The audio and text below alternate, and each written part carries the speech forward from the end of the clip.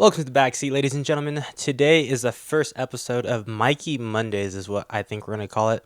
I had a couple of these ideas about Mikey Mondays, kind of swinging around about obviously I have a little bit more time than other people, or I have a little bit more ideas than my other co-hosts. So I thought I'd play around with the idea of doing a solo podcast, maybe every few Mondays or so. But today is the first kickstart. So obviously, it's been a couple weeks since we last recorded. We've had a lot of things going along. Connor's been super busy with school stuff, and with Allie is she's got her own things to take care of and whatnot. But and a new thing happened with me where I found a new opportunity to find a job elsewhere from where I work now. So dealing with the 2 week notice thing and kind of making sure this is the right move for me has been something that that I've been struggling with, and having these stress sleeps and worrying and anxiety, all that good stuff. But yeah, so I thought I'd talk a little bit, kind of blow off some steam or whatnot, whatever you want to call it. I guess if you want, I also have a co-host, this bear I got from Dave and Buster's a year ago or whatnot. So yeah, I guess we'll count him as our co-host today. Yeah, so I'm super excited about the new job opportunity, right? So as we've done in the past, we haven't really talked about where I work. If you know me personally, you know where we work, but whoa. But for the sake of just the podcast, I was offered a position that I was with a company and with a job that I'm acquainted with. And long story short, it was offered to me. I was like, might as well just apply and see what happens, right? I went through a week and a half worth of just getting these interviews via Zoom calls, and not really expecting to say yes in a way. I'm pretty blessed at where I'm at the store, where I was able to get these promotions in the past 3.5 years I've worked there. I made lots of friends and earned a lot of respect for a lot of people I work with. But as time kind of came down to it, at the end of the day, retail is retail, and for me at least, it's not like a hate comment to anybody or whatnot, but retail is a good transitional job, right? It's like a job that pays the bills when you're in high school, a job that pays the bills when you're kind of having to find some time during college.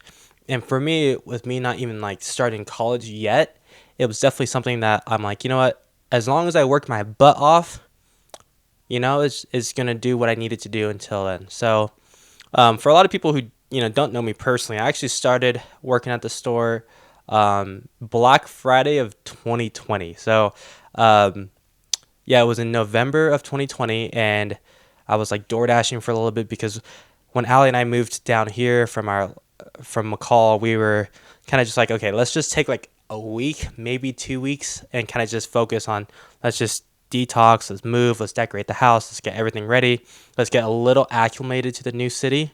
But also kind of just we had a savings account, whether it was our bank accounts were a savings account, or we also had, if I'm not wrong, a few hundred, $400 or $500 in just cash tips from the restaurant. So we used that money to buy I think we bought a Switch outright with a Nintendo Switch outright with cash. We decorated the old apartment, and like I said, we were hoping, let's just hang out for a week and then we'll start applying after that. And how it worked out was, I applied for a bunch of places. I applied for Lowe's, Home Depot, the Nike outlet store, Target.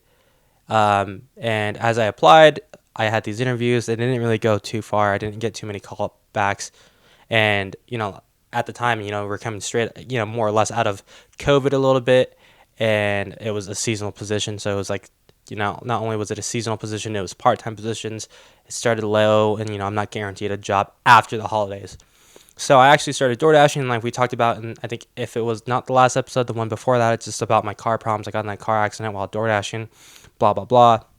But then I got a call back from the store I work at now, and when I got hired, it was a very quick process. I was actually neck and neck with Lowe's at the time too, and with Lowe's they had to do a drug test, which I totally was fine with, but it was more of a it took a week for them to do this whole cotton swab, send it out, and for me to get a response back.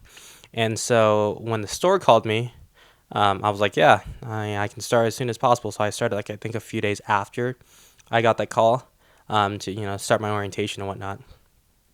It was so funny because I think the day after, a couple days after my first day at the store, I actually got a call back from Lowe's, and they're like, "Oh yeah, you're all ready to go," but whatever. So I was actually upset at the time because Lowe's actually started a little bit higher. I think I got hired at the store for either $9 or $10, which as a lot of people know, especially as like a 20-year-old at the time, living in a new town, just like that was remotely not close enough to what I need in life to like support myself and to support Allie and the dog. So, I'm just working my butt off. I think most retail stores at the time was, really big on the drive up pickup. So that's what I did when I first got there. I kind of stood around at this little station, and anytime someone bought something online and they pulled up to the parking lot, I would have to run it out to them. So a lot of like 5-6 hour shifts on like almost like the lowest you can get at that store. I was just working my butt off. I was doing trucks with our supervisor, who at the time was really really cool, and I was just trying to get as many hours as possible. Because I was part time, I actually couldn't sustain that, so I had to keep door dashing even while working there. And so it was a lot of long days, long, like where I would be at work at 5 o'clock in the morning, get off at noon, start door dashing during lunch shifts, and kind of just go home and kind of like relax a little bit. So at that time, obviously, I liked where I was working. I was making friends. They kept me. I was making really good like progress and like relationships with the managers there. And overall, like everybody says, retail kind of sucks because you get those customers, you get those bad experiences. At the time, I didn't really deal with that too much. I was kind of like a nobody in a way, where I was getting thrown to do drive up pickup. I was at registers, and I was just working hard. And then with me kind of learning the truck unloading process, and like what would happen is we have boxes coming off these freight trucks. We're putting on these carts, to go out on the floor. I was offered an opportunity to be a lead in like our men's, juniors, and women's department. And that was a pretty cool thing because with the lead, it obviously gave me a pay raise, so which was very much needed.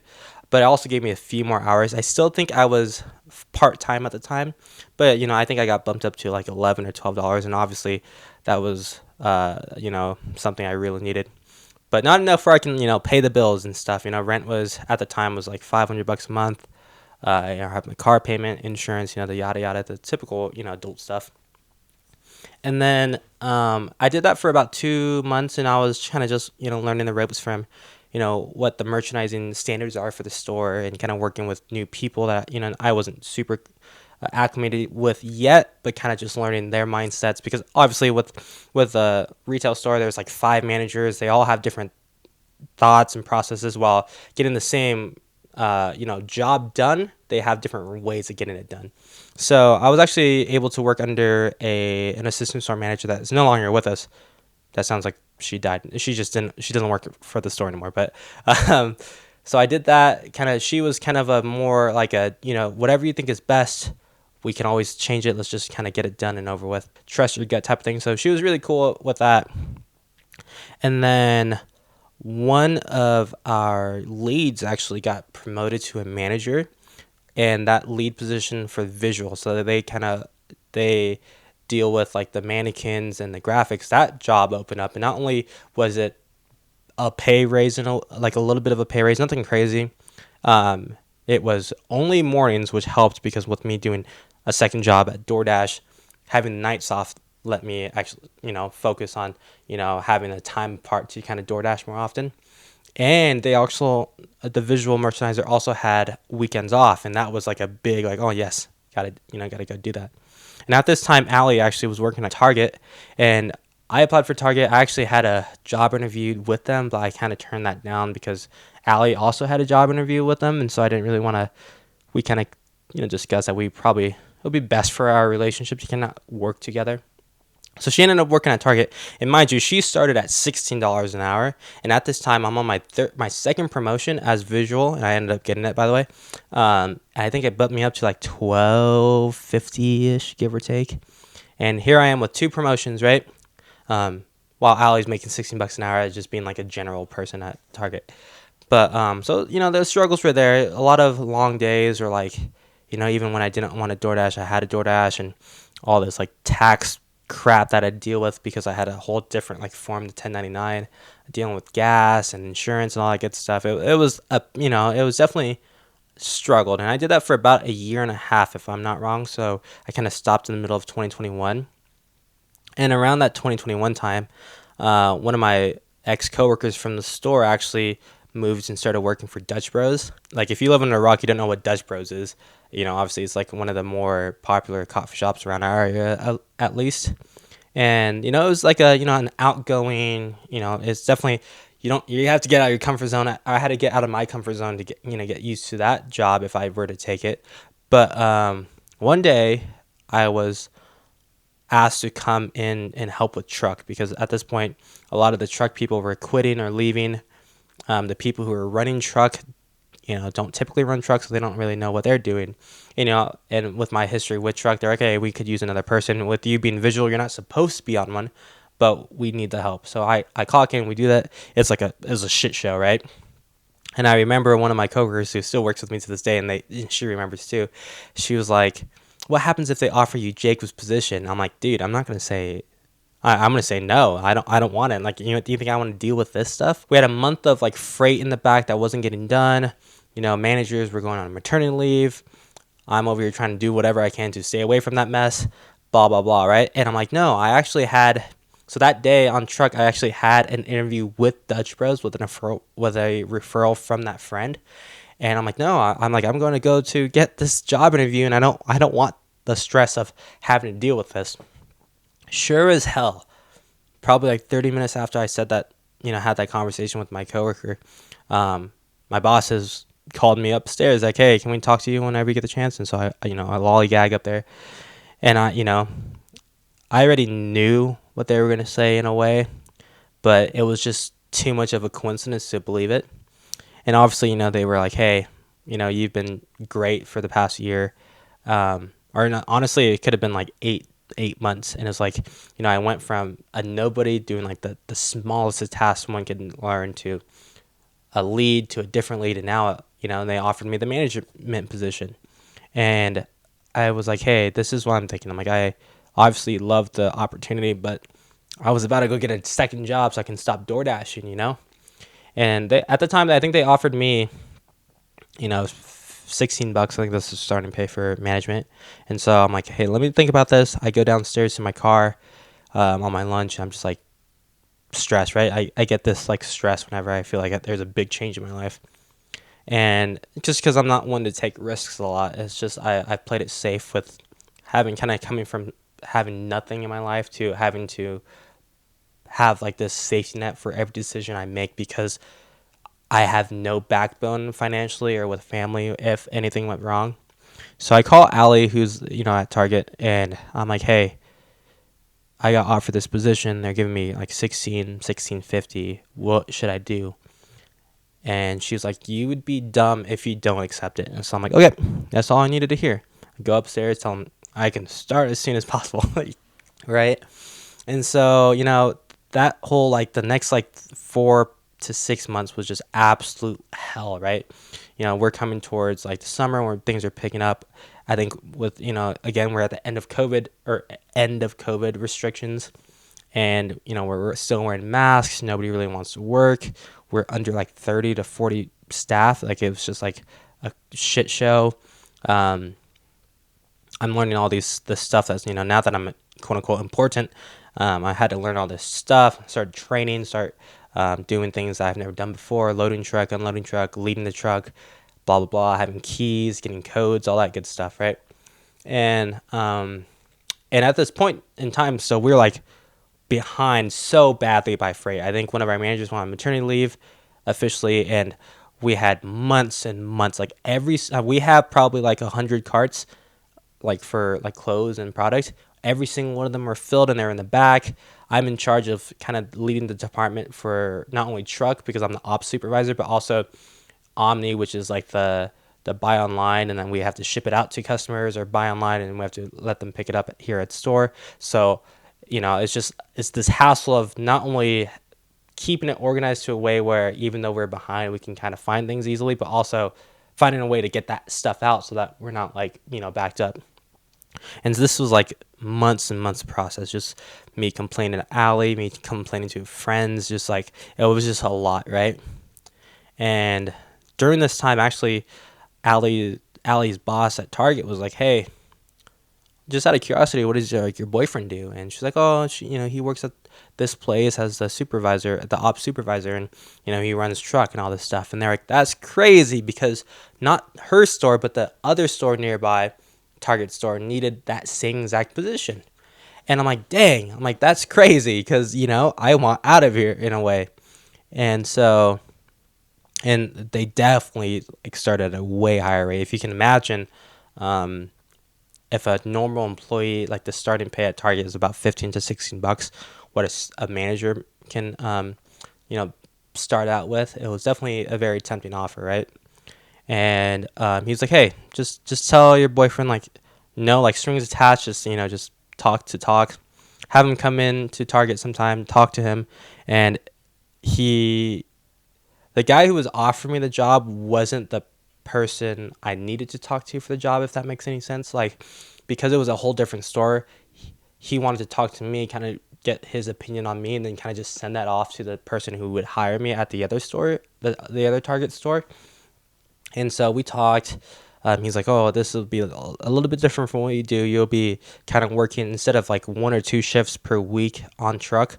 You'll be on truck for 4 times a week at like 4 or 5 o'clock in the morning. You'll get off by noon.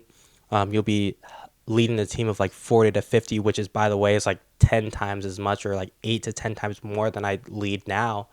And he's like, "It's just going to be busy, busy, busy, but I think it would be a good stepping stone for you." And so I thought about it for a little bit, and I talked to my bosses.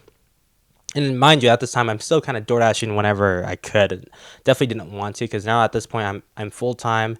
I'm getting paid a little bit more. Not definitely not enough to be comfortable, but enough to kind of not have to deal with door dashing too much. And like I said, taxes was like biting me in the butt because I'd have to upgrade to like the $100 plan, and then they deducted so much more money from my tax return, so I was only getting like $200 a year from my tax return. And I ran this by them. I'm like, "Hey, I didn't, I wasn't looking for a job, but this got offered to me, and it kind of would be stupid for me not to say yes, right?" And at this point, I like to think I was like a year and a half, close to maybe 2, where you know I feel like I proved my worth, um, and like my commitment to the team.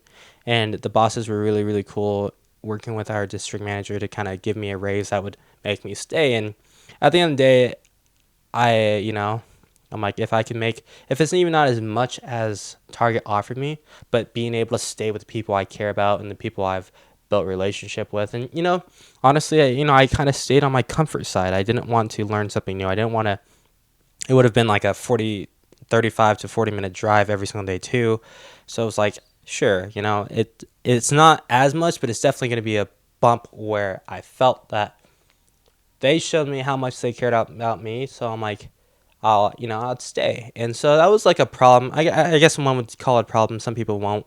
But for the majority, I think people would call it a problem that sometimes I feel like I owe my employers loyalty or dedication more than I, have to, right? Like, obviously, as a manager, I have to try my best all the time. I have to always be an example to everybody I'm quote unquote over, right? But, with me just being the youngest manager, by far one of the shortest employees, like the shortest tenure there, like I didn't have as much experience as any other manager in my position. It was just like, it's just, I'm kind of more laid back. I tried my best to be like friends and acquaintances with everybody. So, I thought I'd stay, and and those relationships I built with people made me feel like I should be tied down a little bit more. And that's just my mindset, it's my personality.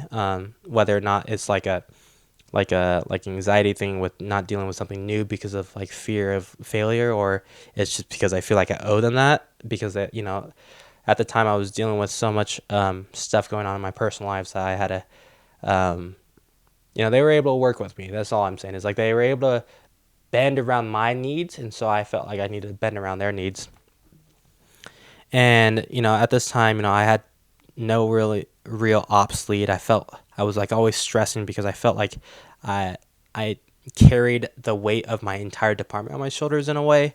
And obviously, I might take my job a little too seriously, or I'm not really good at delegating. So that was also a thing where, I obviously with the supervisor position, as much as, you don't have to be a dick, you kind of have to, tell people to do stuff, or, ask them to do stuff, show them how to get it done. So you kind of, loosen the weight on my shoulders. And yeah, so, I've been there for 3.5 years. I've been through 3 Christmases. I've seen the entire management team at the store completely change. Like people leaving, and people getting hired, people getting rehired, and and I've made an excuse to not start school because I felt like I didn't want to, or I kept making excuses, right? And I made an excuse that school wasn't time for me because I didn't have money. I didn't get a head start due to my parents, and so I kept, to the point where I thought I felt justified for not starting my life in a way. But now that I've matured and kind of grew, obviously I put those shackles on my own feet. So fast forward today, I got offered this job, right? And I had a couple interviews with 2 people via Zoom, and then a week later, I got another Zoom interview with 2 other people, and they initially said, "Hey, you applied for this job to be inside the building, like to be inside a building, kind of clocking in, driving to work, blah blah blah. But we feel like you might be fit more for business needs to work at home." And I'm like, "Oh wow, that's completely doable, right? Like that's a better opportunity, I feel like, because now I have a set schedule. So at my new job, I'll be working like a 9 to 6, give or take, most days. Um, most weekends off. I actually was able to negotiate a little bit because, like I said, I applied for an in center like position, and they kind of threw a curveball with their offer. And so, as much as I was grateful for the opportunity, I kind of wanted to negotiate my side and kind of make sure that this move, which will be a big move, will be better suited for me. And luckily, I'm coming from a position and like confidence when it comes to my work ethic to feel like I can negotiate this, right? So like obviously you don't want to be somebody who gets hired and thinking you own the place, right? So the initial offer was you work 9 to 6, you work at home, you're starting at $18 an hour, and um, with like these bonus opportunities where every month based on metrics and numbers, I can range from $500 to a $1,500 bonus every single month. So that's why the pay cut in a way helps me a little bit, because if we hit those numbers and whatnot, um, I'll be making from a range from at least $18 an hour. Obviously, is the starting pay, but um, I would probably average around 22 to even $30 an hour based on the bonuses. So it was a good gig, and but the offer, like I said, it was 9 to 6 every day, Monday through Saturday, and I would have like a Tuesday or Wednesday off, and I would have to work every Saturday. And I told them like, hey, if I applied for in center, it actually would have had almost every single weekend off. I would have to work one Saturday a month, but every Sunday I would have off, and 3 Saturdays a month I would have off. And so they're like, okay, we understand that was kind of a curveball that we threw to you. How about 3 Saturdays a month? And I'm like, I currently work 2 weekends a month as is, like every other Saturday and Sunday I work. If you can make it hit 2 Saturdays a month, but I would have every Sunday off. So I told them, like, if I can get just 2 Saturdays a month, without a doubt, I'm saying yes, right? Um, and during this process, once I got the offer extended to me, I started talking to my bosses at the store, kind of telling them why I did it. Not that I necessarily was looking for a job, but I was offered a job, and why I kind of wanted to accept it, right? Not only do I feel like the stay-at-home position would be a little bit better for not only stress management, but like pursuing building my resume and pursuing a career outside of retail. But it also would be like, like as much as I feel like, again, I'm the youngest manager there. Um, I have no outside responsibilities. I'm not in school or anything. I don't have kids or anything. I just felt like my flexibility was too flexible in a way where I felt like I was kind of getting, at no fault to anybody else. It was just I was getting tossed around in a way. There's days where I opened at 7 o'clock, then I had truck at 5, then I closed the next day, and then I was a mid the next day, then I closed again, then I opened, then I had day off, and then so I just felt a little overwhelmed, right? And I think as I mentioned, I'm not sure if I mentioned this before, but I officially applied for college. I officially applied for FAFSA, and I'm without a doubt starting this fall. So having this job where I can stay at home for most days, have a consistent schedule. There's no day where I would work past 6. There's no day I would work before 9. So having that structure and stability going into college, so I can know, oh, this is how certain days look like. This is how I can manage my time a little bit more, will definitely benefit when it came to me adding an outside variable like school, right? Or like when Allie and I get married, we're gonna have, not that I'm gonna, not that I'm planning on staying here for the rest of my life, but like say Allie and I are expecting kids in the next 2 years, and this job is really cool enough for me to stay. I don't know, you know what I'm saying? It's like I want the ability to feel like I am in control of everything that happens, right? And I mean that in like a more humble way, right? It's more of a, I like to think that my output is not based on an entire team's output. It's based on how much I'm willing to work. I've been told sometimes I take my job too seriously, and I follow all these rules that a lot of people flex through, or I feel like I have to, like I owe someone something, whether it's my employers, whether it's my friends. And so for once, I feel like, let me show you what I'm worth based on my work, and I can kind of just relax, right? It's like I don't have to worry about managing the team. I don't have to worry about callouts. I don't have to worry about drama that's outside of my control that I don't really want to listen to every single day at work. You know what I'm saying? So I told bosses, they were able to counteroffer with something that I felt like, not that I didn't appreciate, but it's more of like, it's not enough where I felt like in my mind I already committed that I wanted to change a pace, a change of scenery. So I had to put my 2 weeks in. I actually ended up putting my 3 weeks notice in because I just got reloaded my annual PTO for the year, and so I had 104 hours to use. So in a way, my bosses and my the admin at the store were able to work with me, and not only for me to use all my PTO, but also have days off so I can kind of just relax and kind of merge into the new job without having to work 6 days straight at the store and then start at the next job. So I put my 3 weeks notice in. Both jobs were able to accommodate with my needs and my requests, with me starting the job at the new job a little bit later, and then kind of getting, in a way, extra pay because, long story short, they were able to add 8 hours of PTO per week, so I get paid 48 hours for the next few weeks.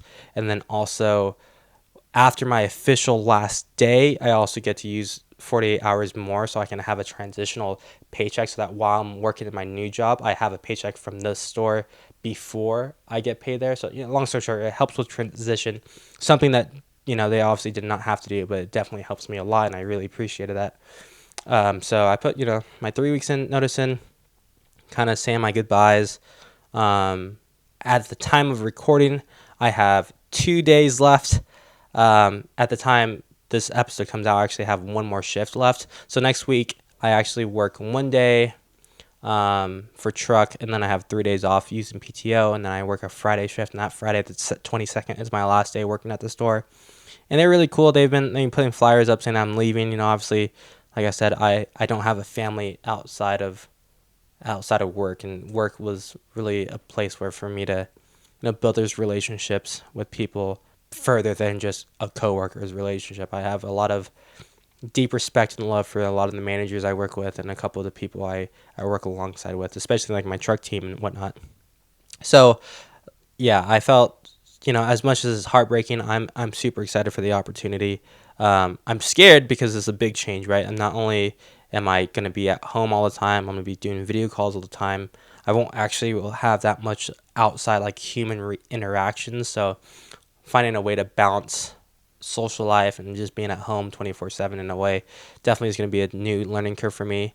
And then, they were really cool. On my last day, I closed on the 22nd, and they are doing a fun little potluck as a celebratory goodbye. So definitely looking forward to that. Um, like again, I guess the moral of this whole episode in a way is just the importance of taking care of yourself and knowing that there are times for you to hold back a little bit and pay your dues in a way, whether it's with your time, your effort, but at the same time, and this is something I've struggled with my entire life, is like it's okay to take risks. Like if this job pans out, then I can look back at this episode at my 3.5 years at the store and say, wow, that was a transition that needed to be done. And, it could have been probably a little bit easier, maybe a little bit shorter. But at the end of the day, I'm hoping that I move into this new part of my life where, and it's not that big of a deal, honestly. It's just a job. But it's like, you know, and it was something that I like struggled with a lot. It's just like taking risk. It's okay to be scared. It's okay to not know what's coming next. It's okay to say goodbye to friends that you hope that would kind of keep in touch further into your life. But but it's also okay to say goodbye to some of them and focus on yourself and making new acquaintances and relationships that will push you further down your road of a successful life. So if and anybody's listening or whoever cares, this is like I appreciate everybody I've been in contact with and worked with the past 3 years or so. I've seen a lot of people come in, a lot of people leave. I've missed a lot of people, and and hopefully, as not humble as this sounds, I hope I missed as much as I'm gonna miss people there. So, yeah, life is exciting, and everybody should be excited to live, right? And I mean that in like not a way where it's like dark and gloomy, but like it's just once people figure out that there is literally no holds back on what you can do with your own life, whether it's, finding a new job that pays well, if it's meeting a new person to start a family with or start a relationship with, if it's cutting off toxic relationships that you don't want in your life, or as simple as starting a podcast that hopefully might become something in the future. It's always take risks, always believe in yourself, and keep striving to break out of your comfort zones. And like I said, I'm one to talk, but this whole growth I've made in the past like 3 weeks is just really focusing on not always trying to find the right way to do something, but more focusing on what's the smart thing to do, right? Like obviously this is a big risk in my personal life, in my work life, and financially. But sometimes risks are better in the long run than sticking with the status quo. So anybody who's watching, be sure to keep that in mind. I'm hoping this whole new schedule and this whole new lifestyle will make it easier to film and to produce more content, and I'm looking forward to those opportunities. So if you're still here for the first episode of Mikey Mondays, I appreciate for you guys watching. Be sure to follow us on TikTok, Instagram, and YouTube, and Spotify, and hopefully TikTok doesn't get banned. And if you don't know, or the TikTok ban got passed by the House of Representatives and it's moving on to the Senate, blah, blah, blah. If TikTok's not there, be sure to follow us on YouTube and Instagram then. And we will see you in the future. Peace.